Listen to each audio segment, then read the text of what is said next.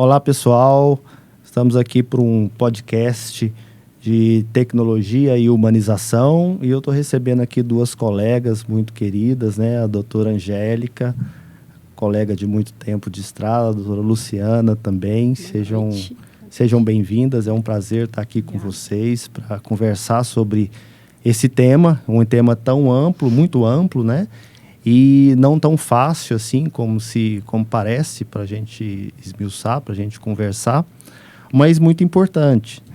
É muito estranho para mim pensar na palavra humanização, não sei para vocês, mas humanização é tornar algo que não é humano em humano, né? Seria esse o sentido do verbo, né? Então, será que nós, médicos, né, pensando em humanização na medicina, na nossa prática, será que nós, médicos, na nossa preparação ou a medicina ao longo do seu curso, se afastou da humanidade? Nós deixamos de ser humanos na nossa prática médica? O que vocês acham? O que vocês pensam sobre isso? Eu penso que, em algumas situações, nós nos afastamos, sim. Sim. Eu penso que, em algumas situações, a gente vê essa fragmentação do cuidado, e a fragmentação do cuidado acaba levando a uma falta de humanização, pelo fato de você não ter um olhar integral, né, de você não ter uma visão holística do paciente e de todo o seu contexto, né, não só do paciente, mas do contexto que o envolve, seu contexto familiar, cultural. Então, e com as tecnologias também que avançaram muito, a gente tem que ter muito esse cuidado, né, estabelecer esse limite do que é o acolhimento, da humanização, para a gente não tomar cuidado, para não ter esse afastamento, né, do paciente. O conhecimento médico, ele é fato que ele vem se ampliando cada vez mais ao longo do tempo, e o uso de tecnologias na medicina, na prática médica, também vem se ampliando muito. Nós usamos celulares para comunicação, nós temos acesso rapidamente a artigos por meio da tecnologia, cirurgias robóticas até à distância estão sendo realizadas, né? Então, várias formas de ferramentas tecnológicas estão sendo usadas na prática clínica, na prática médica, né? O que você acha, Luciana, sobre esse assunto? A tecnologia, ela afasta o médico de sua humanidade, ela deixa o médico menos humano, ou seja, ela atrapalha a humanização, ou o contrário, né? A tecnologia, ela pode ser um caminho também para a humanização. Olha, eu acho que não atrapalha, tá? Porque o que eu... Tá. Eu acho que realmente não atrapalha, tá? A tecnologia na humanização. Por quê? Eu acho que de uns anos para cá, a medicina realmente foi voltada para ser centrada ao paciente, e o paciente ser como protagonista. É claro que às vezes não substitui um atendimento presencial de um atendimento, teleatendimento, mas é o que o senhor falou. Eu acho que a gente evolui muito, a gente vai tendo muito contato, a gente pode ter uma teleconsultoria, a gente pode ter uma troca, inclusive fica muito mais fácil para o paciente acessar os exames. E eu acho que se o paciente ele se sente, um ambiente que ele se sente confortável, como a gente quer o paciente ser protagonista do paciente, ser centrado no paciente, e se a doença permite, né, a patologia permite, e as comorbidades também, e ele está num ambiente que ele se sente extremamente seguro, extremamente confortável, como é a casa dele, eu acho que todo mundo, um ambiente que a gente se sente mais confortável é a nossa casa, eu acho que a gente já está tornando o humano desde aí, né?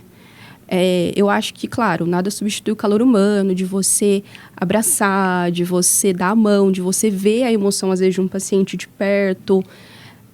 Mas, ao mesmo tempo, eu acho que dá para a gente tentar trazer esse calor humano, apesar da distância, né? Eu acho que a gente tendo preocupação, não fragmentando o paciente, igual a doutora falou, Porque é muito importante. Eu acho que até o contexto da melhora do paciente não leva em conta só a comorbidade, leva em conta tudo o que aconteceu por trás, leva em conta o biopsicossocial, então que ambiente que ele está inserido. Então, a gente às vezes vê o ambiente, peraí, eu estou fazendo uma consulta e o paciente, ele consegue conversar comigo. Nossa, pelo contrário, às vezes tem um familiar que se interessa. Agora a gente vê a aparência extremamente depressiva, as vestes parecendo mais depressivo, ele se sente sozinho, isolado.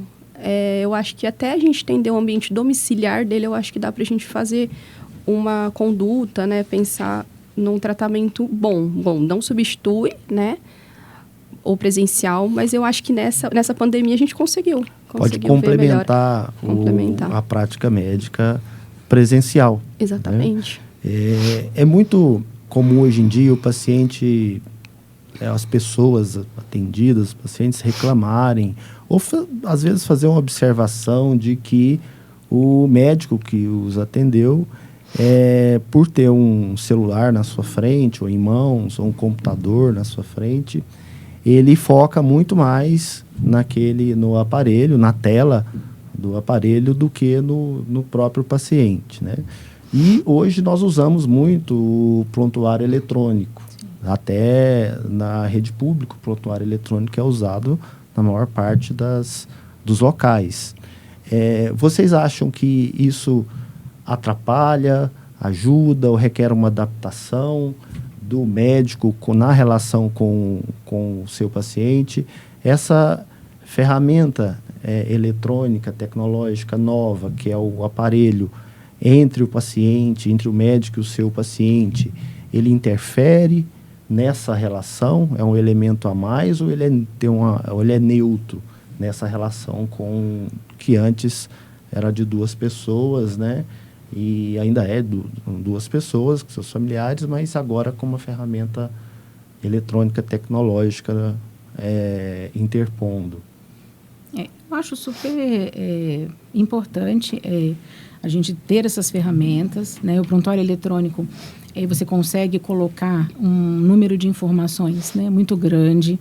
A gente tem a facilidade das receitas digitais, né, que a gente pode fornecer. Às vezes o paciente não está ali naquele momento, não pode estar presencial, mas a gente pode enviar essas receitas. E eu acho que o médico tendo todo esse cuidado do acolhimento, mesmo que esteja num teleatendimento, né, isso é muito tranquilo. A gente tem que usar esse acolhimento, a gente tem como ser acolhedor, mesmo estando à distância. E os prontuários, hoje em dia, têm outros recursos, né? Nós temos outros recursos e hoje os prontuários têm validações também, né, jurídicas. Então, de você registrar aquele momento da consulta, e aí se você finalizou, posteriormente, se você esqueceu alguma informação e vai incluir isso no prontuário, ele coloca a data, o horário que você está incluindo. Então, também eu falo, existe uma segurança, né, jurídica e segurança também para o paciente, né? Sigilo de dados, sim, inclusive, sim, né? E como que foi a experiência de vocês nessa pandemia com a telemedicina? Porque foi a partir daí, né, que a telemedicina se alavancou. A discussão já pelo menos há 4 anos, ela já acontece, mas foi a partir daí que ela começou a ser regulamentada e agora em maio essa regulamentação foi redigida, finalizada assim pelo CFM. Como que foi a experiência de vocês nesse período? Olha, gostei muito, mas de verdade, eu acho que qualquer coisa que sai da nossa zona de conforto, a nossa primeira sensação é de como que vai ser isso, né? Como é que vai ser essa experiência? Será que a gente vai sentir mesmo que a gente está dando o melhor para o paciente? Ainda mais uma doença que tinha sintomas respiratórios, né? Uma síndrome respiratória. O que eu achei muito legal, que eu acho que é muito bom, a gente ter essa conversa sempre com colegas. Então, lá, a gente sentiu que a gente foi muito bem recebido, muito bem acolhido. As nossas inseguranças, o nosso grupo, né? Até o nosso chefe, ele é ótimo. Ele conseguiu realmente passar uma segurança muito, muito boa pra gente. E foi muito legal. Então, eu acho que a partir daí a gente começou a vencer a segurança. E aí a pessoa que tinha uma insegurança por trás da tela, que vinha com os mitos, que vinham com muitas dificuldades e com muitas crenças que às vezes não eram verídicas, eles vinham, sabe, parece com sede de saber. E às vezes eles não sabiam onde procurar, né? Então, a gente buscou bastante conhecimento, porque a desinformação mata, a desinformação adoece, né? Então, eu sempre falei para eles, o que você tiver dúvida, além do que a gente tentou esclarecer, por favor, pode perguntar. Então, eu acho que serviu para, claro, fazer uma consulta, né? E também para passar toda a informação que a gente poderia saber. Desde sinais de alerta, sinais de alarme, desde o que a gente estava observando disso, eles tinham muito receio de eu vou ter contato com a pessoa, não vou ter contato, o que meu familiar pode apresentar. Então, a gente conseguiu realmente ter essa proximidade. Eu acho que aquele medo de ver o diagnóstico positivo, de ter uma suspeita, a gente conseguia acalentá-los. Então, realmente, foi uma experiência, primeiro momento, um pouco assustador, mas depois foi muito gratificante, foi muito bom. E eu acho que acalmou o coração de muita gente. Muita gente, às vezes, estava tão longe e se sentia próximo, sabe? Foi muito bom. Mesmo porque, né, a informação, ela é tratamento, né? A palavra do profissional de saúde, aqui enquanto médico, digo a palavra do médico, né? Ela é confortante, ela é tranquilizadora, muitas vezes, né? Ela é de alerta também, né? Então, ela tem um valor muito grande para as pessoas, para os nossos pacientes, né? Mas e o exame físico, né? Onde que fica o exame físico aí nesses atendimentos à distância, né? O que vocês pensam disso? Ainda mais uma doença respiratória, como foi a Covid nesse período todo. Como atender esse paciente? Eu sei que era a única forma, às vezes, de fazer esse atendimento, né? Mas e agora que nós já voltamos ao presencial e fala-se tanto de encostar a mão no paciente, ou os pacientes, as pessoas reclamam às vezes, né? O médico foi lá e nem me encostou a mão, nem me tocou. E a telemedicina não dá para ter estoque, né? Até se fala em teleexame físico, né? Mas seria a inspeção, que é uma parte do exame físico. As outras partes do exame físico, obviamente, estariam possibilizadas de ser realizadas, né? O que vocês pensam? O que você pensa?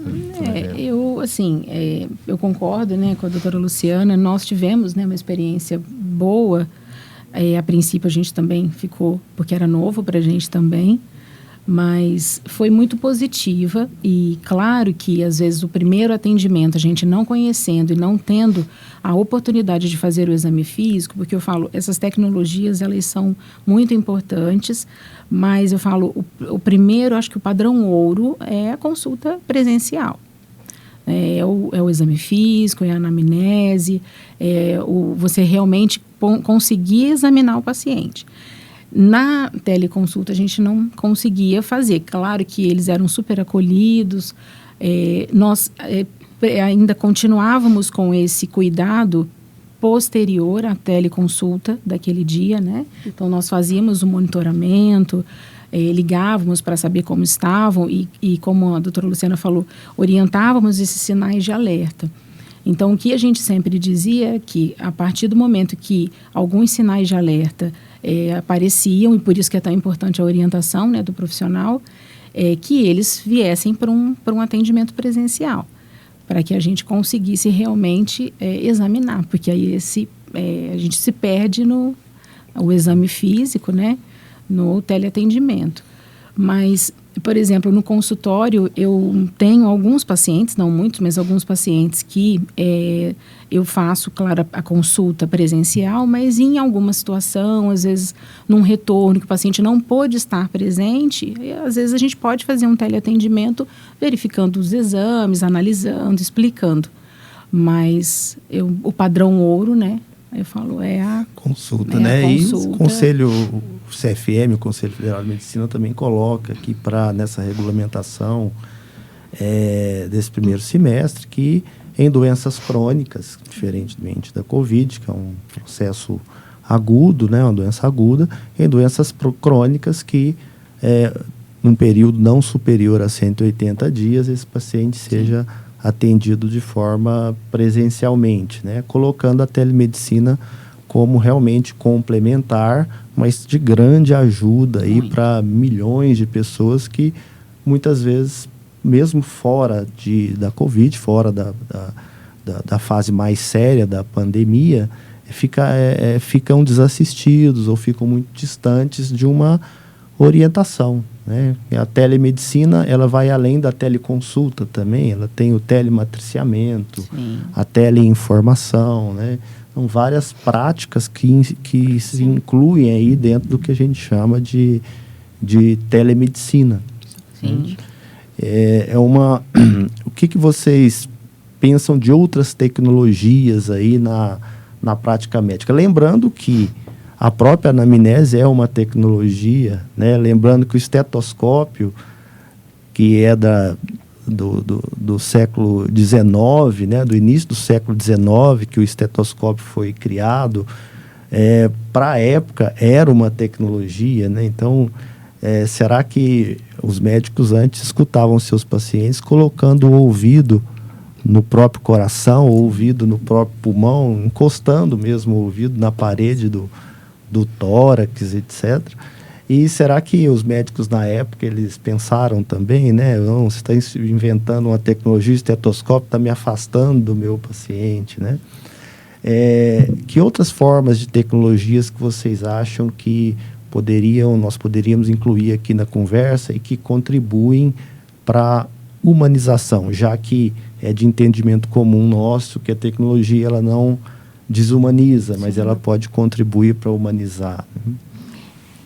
O que eu considero também, que eu acho que é extremamente válido e que eu acho que aproxima do paciente, é o telediagnóstico. Então, vai num colega de exame de imagem, ele já coloca, o paciente já manda o que foi a validação, QR Code ou o código, e a gente consegue ver, tá?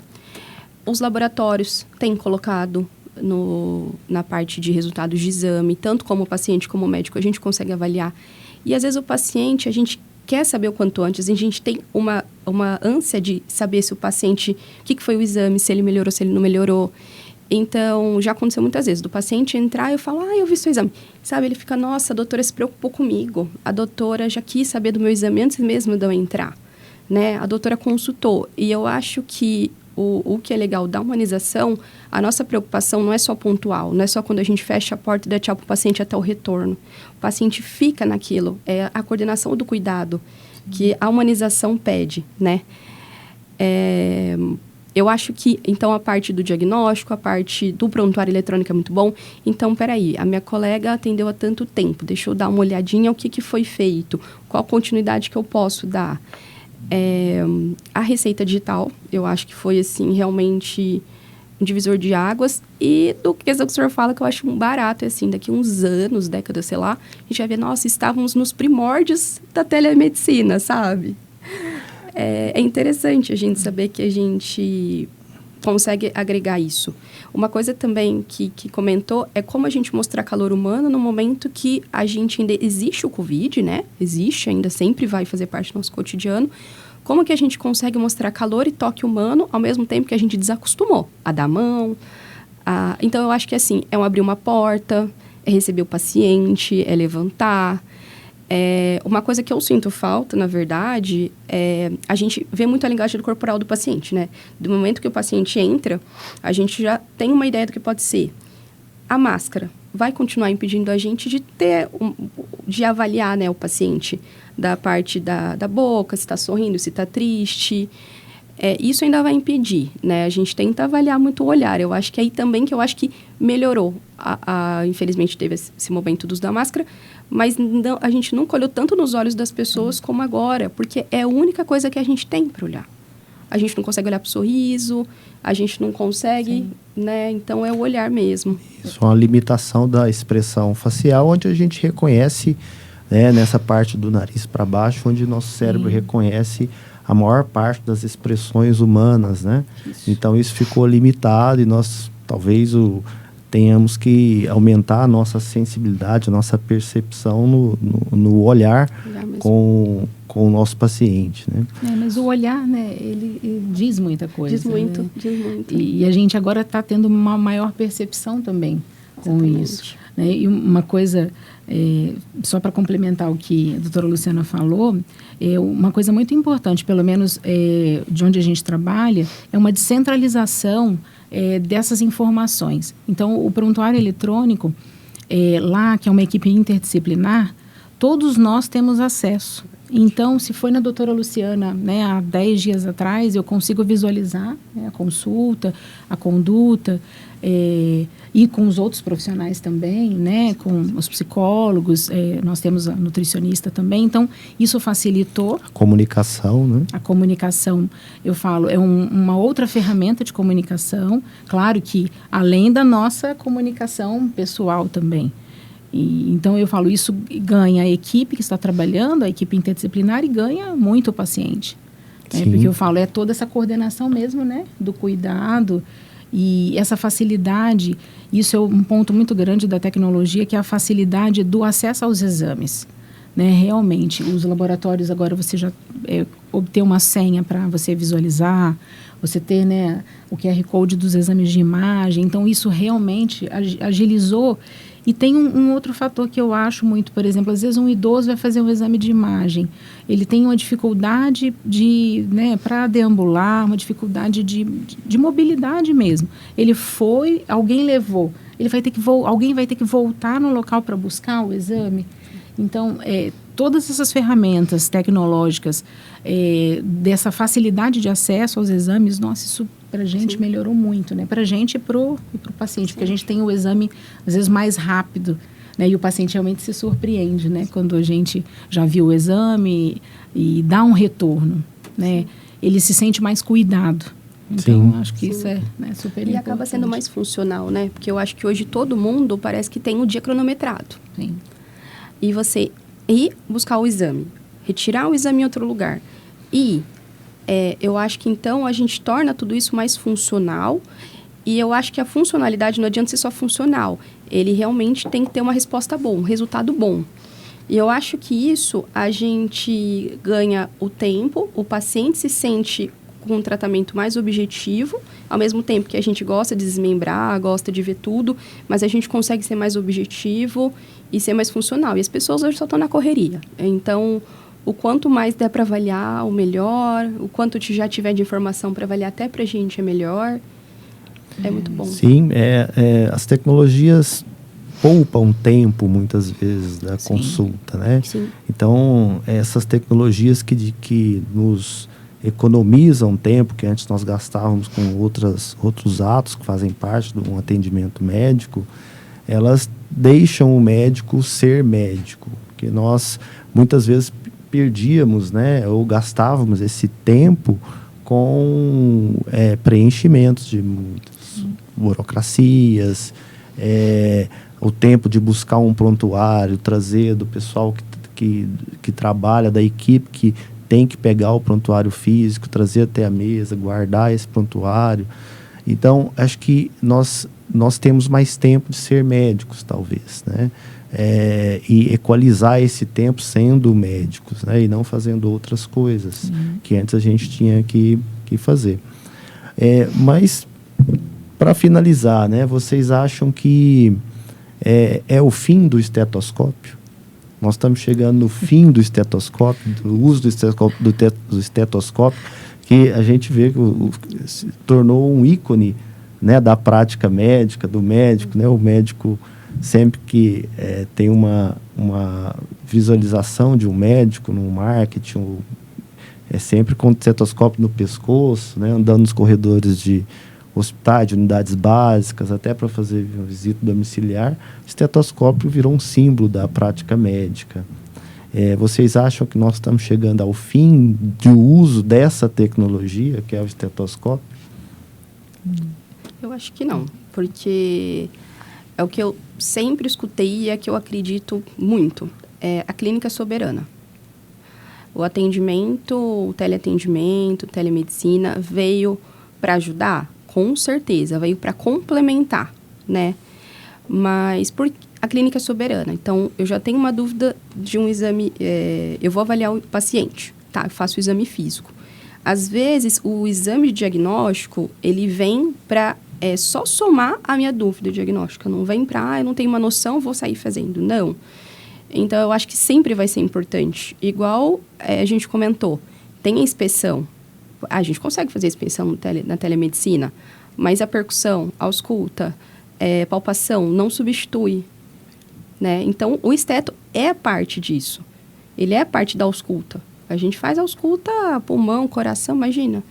Abdômen, eu acho que sempre vai fazer parte. Eu acho que vai ser um objeto de um médico. Eu acho que outra coisa também, que eu acho que o médico acho que vai ter que ter um bom médico. Eu acho que além de estar com o esteto aqui, eu acho que outro exemplo é ter o ouvido desse tamanho. A gente tem que ter uma escuta qualificada, porque hoje os pacientes estão indo muito, muito além do que o esteto vai falar pra gente, e realmente a gente escutar o que o paciente está sentindo, né?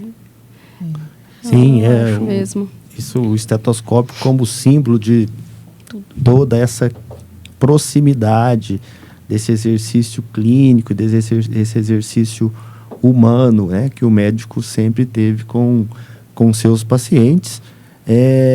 Vocês, apesar do avanço tecnológico, do avanço dos exames de imagem, dos exames laboratoriais, né, hoje a gente pode, cada vez mais, vai poder vasculhar o corpo desse paciente cada vez mais para ver onde estão os defeitos desse corpo, para poder intervir de alguma maneira.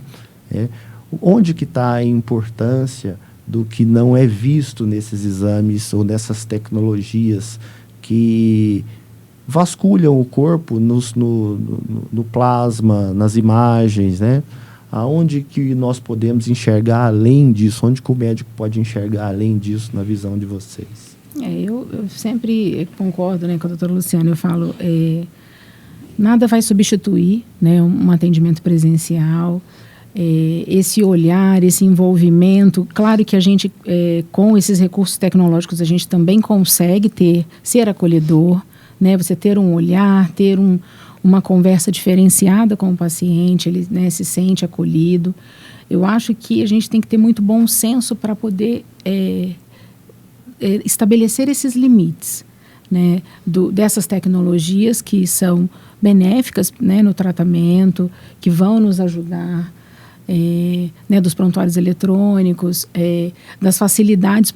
Uma coisa que o doutor Ângelo falou muito importante, que é na verdade, desse apoio, desse matriciamento. Às vezes a gente tem uma discussão, um caso mais difícil, a gente consegue utilizar uma discussão de casos, né, com especialistas, com colegas. Essa troca de ideias, ela é muito, né, muito favorável. Uma coisa que eu vejo que é muito importante, nós estamos, até pelo avanço tecnológico, os pacientes vão muito buscar informações nas redes sociais, né, no Google, por exemplo, e a gente também ter as instituições, seja de ensino, as instituições médicas, terem esse cuidado também da informação. Que é muito importante que as instituições tenham informações com uma linguagem acessível, né, aos pacientes, para que eles não busquem informações, porque hoje quando você, né, coloca o nome de uma doença, de um sintoma, aquilo abre uma infinidade de informações.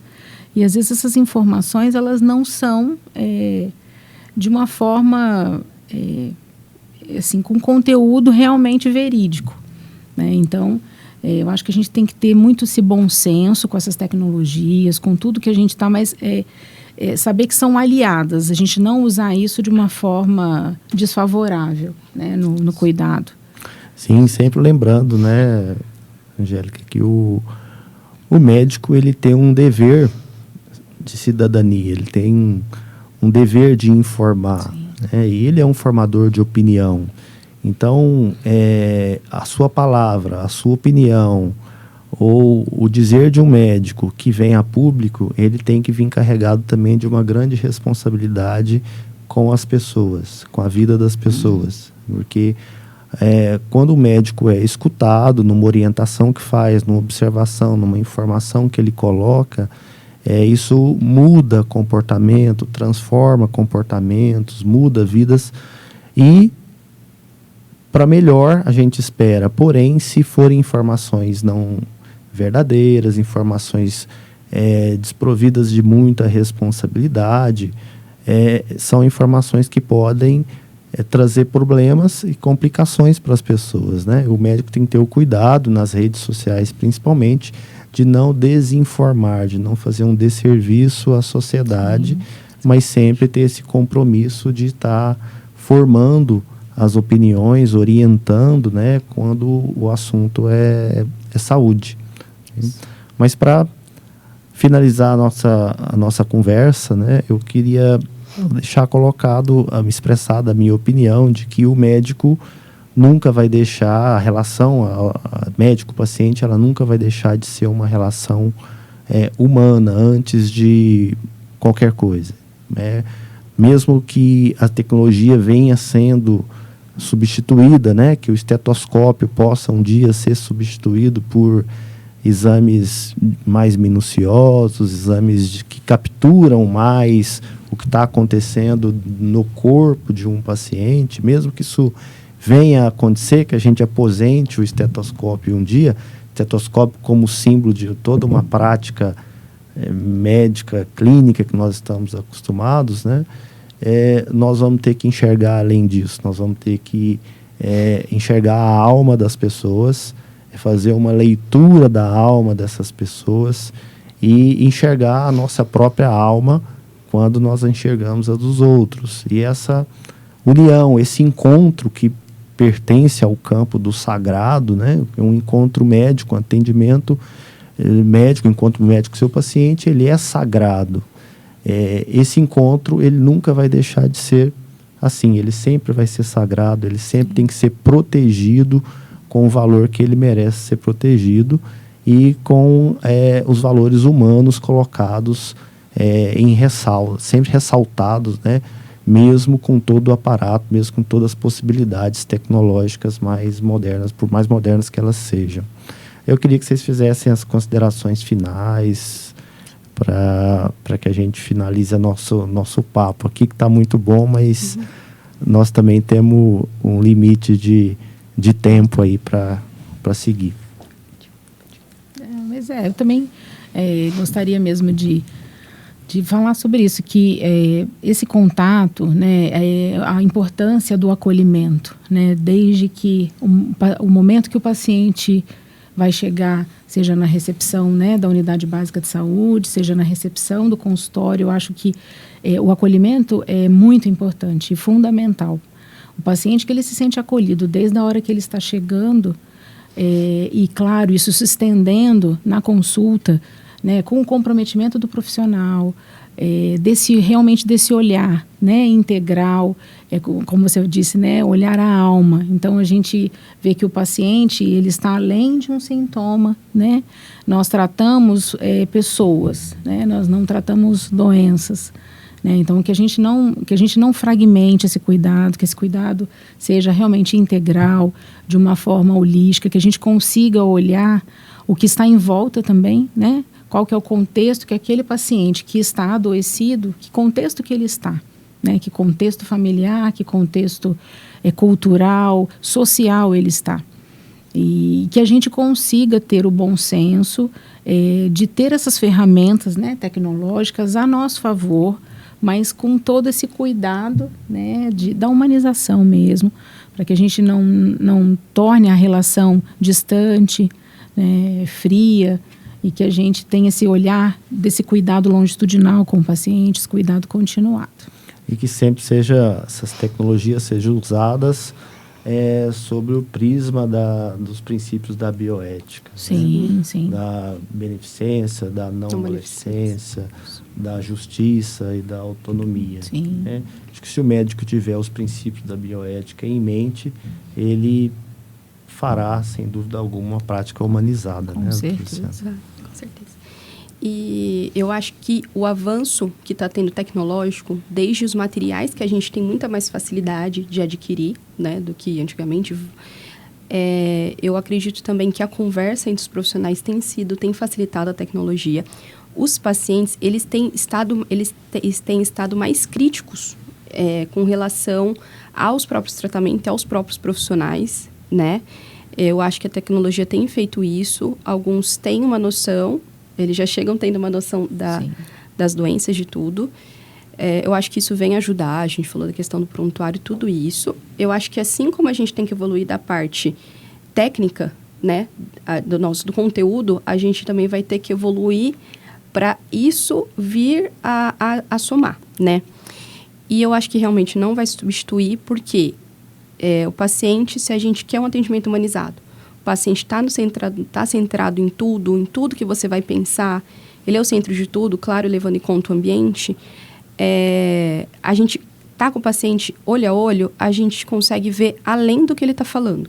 Quantas vezes o paciente já chegou falando que uma queixa era isso, você foi ver, na verdade, não era o que ele achava e não era, às vezes, nem o que ele queria falar para você. Estava lá escondido, lá no fundo lá da alma dele, ele, no inconsciente, subconsciente, e a gente acaba conseguindo tirar aquilo, vira realmente a essência da consulta.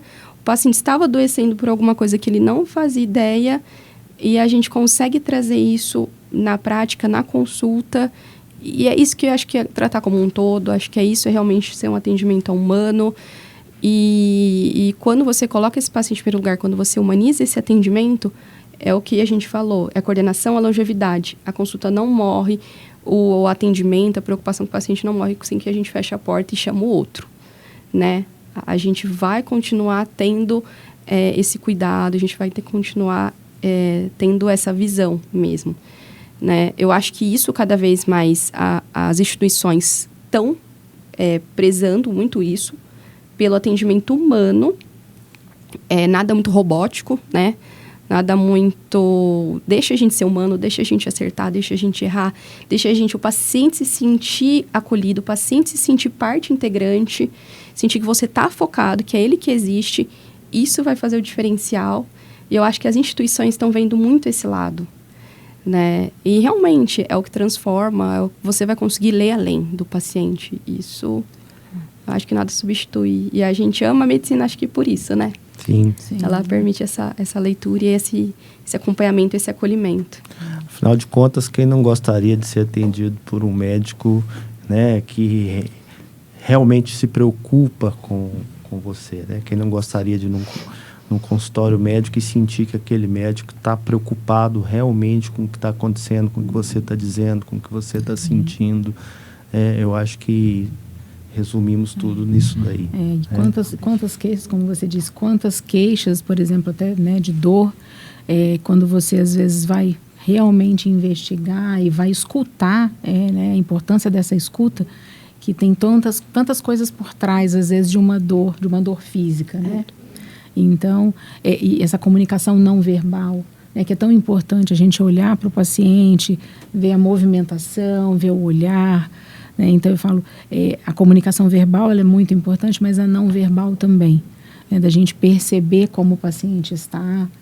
E eu acho que a gente tendo esse olhar realmente, a gente tendo esse bom senso, eu acho que a tecnologia vai nos ajudar muito, sem a gente deixar de ser humanizado e acolhedor, né? Sim. Ter esse equilíbrio, né, realmente. É isso aí, pessoal. Então, as possibilidades tecnológicas, elas vêm a ajudar a prática médica em diversos aspectos, né? Em múltiplos e amplos aspectos, mas ela nunca vai substituir o médico, né? Muito obrigado pela presença de vocês. Foi um prazer dividir esse momento com vocês. É sempre uma honra estar aqui com duas médicas que eu admiro muito. Muito obrigado. Foi uma honra absurda estar aqui com esses dois. Pois para mim também um prazer, né? A gente tem já, né, esse convívio em trabalho, essa admiração mútua, né? Muito bom. É um prazer. É um exemplo de profissionais mesmo, viu? Recíproca é verdadeira, né? Eu tenho como rasgar elogios para vocês dois. Não tem. Ainda vai ficar até eu aqui. Gente, eu fico também muito agradecida de compartilhar esse momento com vocês. Obrigada. Tá bom, pessoal. Muito obrigado, viu? Obrigada.